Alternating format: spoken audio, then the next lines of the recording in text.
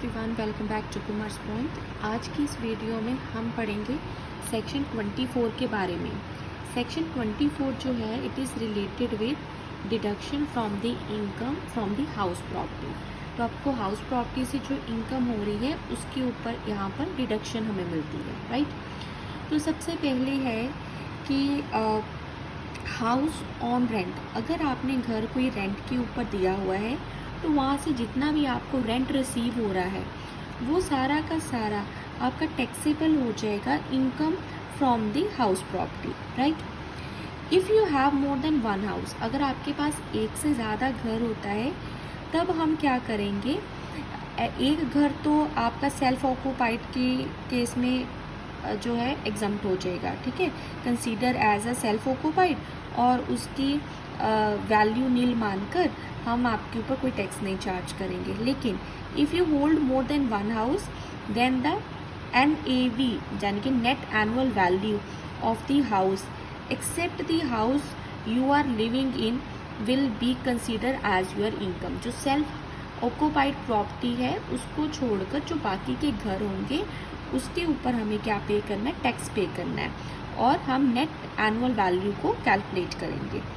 If you own only one house, अगर आपके पास सिर्फ एक घर है और जहाँ पर आप रह रहे हैं वहाँ पर प्रॉपर्टी की वैल्यू को हम नील कंसीडर करेंगे, राइट।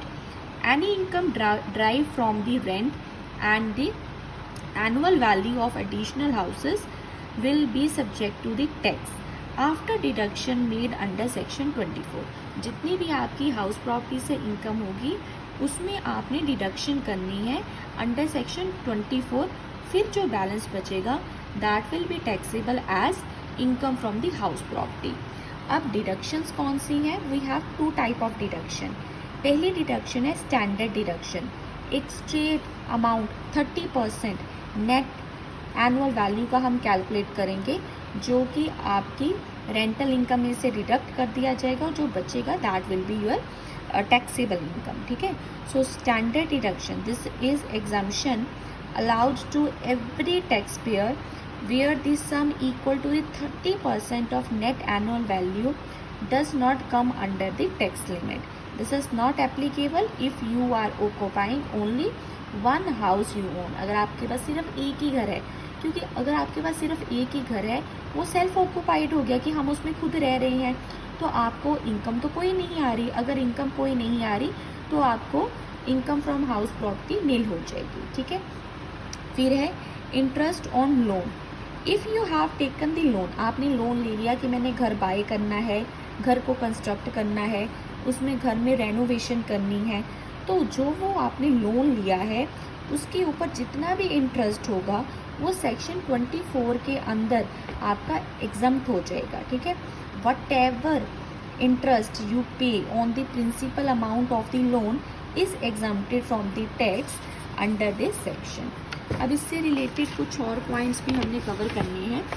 सबसे पहले है इसके ना कुछ सब क्लोजेज हैं। सब क्लोज क्या है?